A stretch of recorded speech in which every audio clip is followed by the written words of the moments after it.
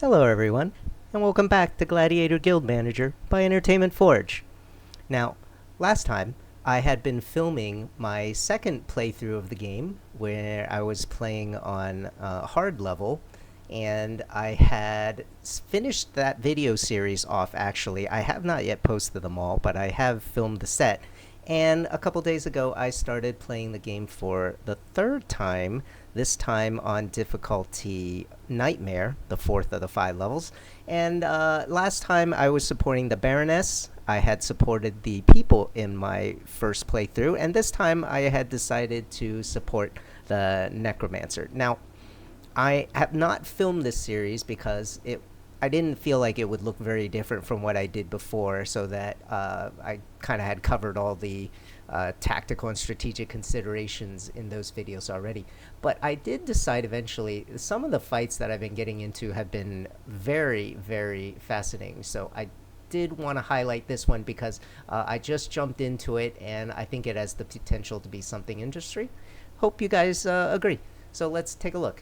So the situation in the game is that I think I'm on month number 9, and I have entered the arena for Hollow Mountain. That is the 6 out of the game's 12 arenas. So basically, I'm halfway through the game. I have finished off 4 of the matches so far. Picked up a couple of these purple, blue, green packets, and I did have the one of my 2 mana assassins went down. I think it was like 2 fights ago, but this is what my party looks like. So I guess probably in line with what I typically try to do. I've got a couple Rhino tanks, a couple of berserkers for hand-to-hand combat, pair of archers who I'm always a really big fan of, 2 mana assassins, temporarily one. This time, since I sided with the High Necromancer, he did offer me up his Gladiator, so I did pick up a Summoner class. This guy is kind of a hybrid Warlock. He does a very slow Shadow Bolt that curses, okay damage, but he also raises a Ghoul for every 8 seconds or so. So kind of a hybrid Warlock. He's okay. And standard one pyromancer, one standard necromancer that I really like just for his terror. Dark mage for AoE, shaman healer, pair of priest healers. Didn't get a druid this time. So, okay, so that's what that looks like. Now, Hollow Mountain has 8 gladiators in the setting, so let's look at what I'm going to do in this fight. Now, I want to point out a couple things about what the enemy has. There are 3 mana assassins in the front. Those guys are going to be invisible, and there's going to be a hunter down here who's very dangerous, and then a warlock in the back, very dangerous. And the other 5 are sort of just an amalgam of hand-to-hand fighters. The mace wielders in particular have a medium range, about a 1.7 distance knockdown, and berserkers are always pretty dangerous. I mean, look, that is a level 19 berserker. That is the sum of both of my berserkers. You can probably take both my berserkers in a 2-on-1. All right, so what problems do we have to solve?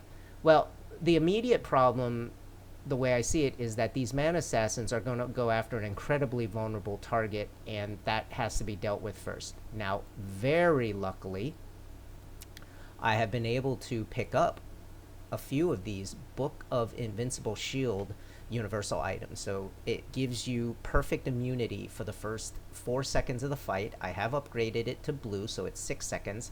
So what I'm basically doing with this priest here is I'm hoping that she is essentially bait.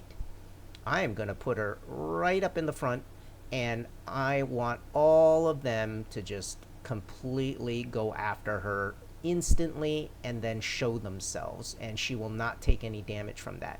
Now, the other thing I'm going to do is their stealth attack comes with a knockdown. So I also need to give her one of these scrolls of groundedness that prevents knockdown for the duration of the fight.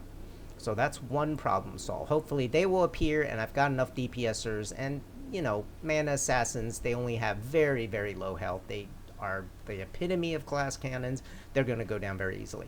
Now, the second problem I have to solve is he's very dangerous. You must kill the warlock before the time runs out and he summons his titan. So I have 7.3 seconds with which to do that. Now, the mana assassin that I have left, I have assigned him to go straight for him. None of these guys should harass the mana assassin. He should have a free run through. There's no netting, there's no freezing, any sort of movement inhibiting effects. He's going to go straight on through. This guy only has 2,000 health. My mana assassin is designed to do 1,500, and the Wild Heart trait is going to give him double damage, so he's going to do 3,000 on a shot automatically. That'll be a one shot. And just for the sake of his own protection, I am sending him after the Hunter second, so he gets out of this massive scrum of bodies. The mana assassin, honestly, after he kills him, I wish I could just kind of teleport him out of the fight, because otherwise he gets in the mix and he's going to start getting killed. Now, my primary, actually, one more thing before I move on. So the Necromancer's job is essentially among the most important. His job is to tear one person who is not going to be interfered with for about 3 or 4 seconds, so they can run around and basically let the rest of my guys do the important work before I move on to him. The Hunter is definitely a high priority target, perhaps in a way the highest priority target, but there isn't an easy way to deal with him off the bat in the first 2 seconds, so we're going to save him for a little later by just making him run around. Now, the more complicated task is going to be what we ask of our archers.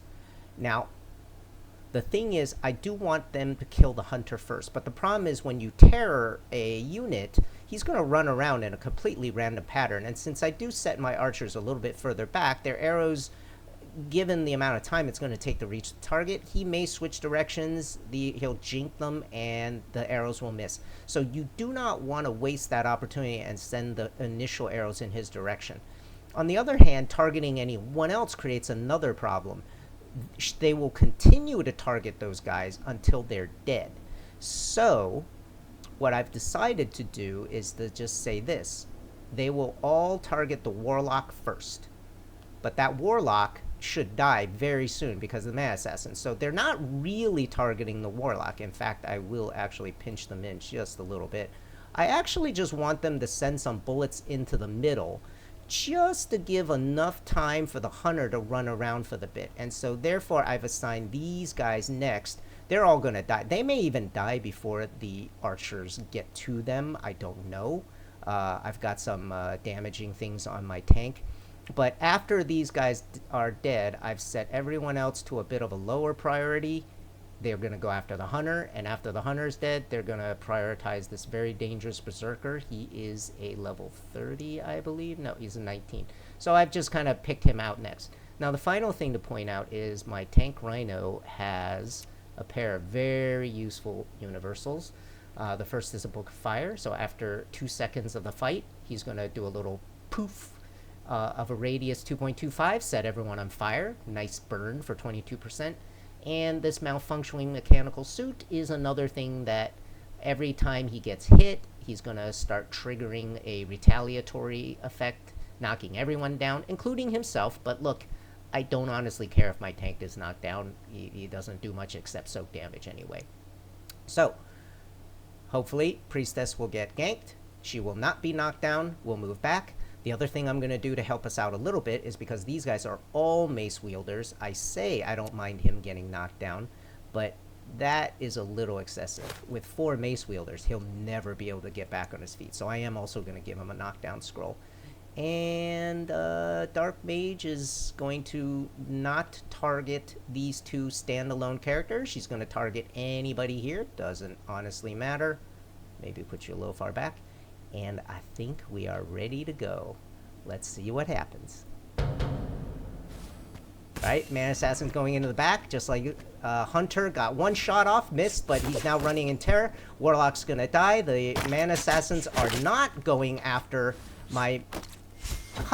they did not go after my healer, but the thing is, my Dark Mage also has one of those invulnerability shields, so she actually did the job for her. All the Mana Assassins wasted their attacks.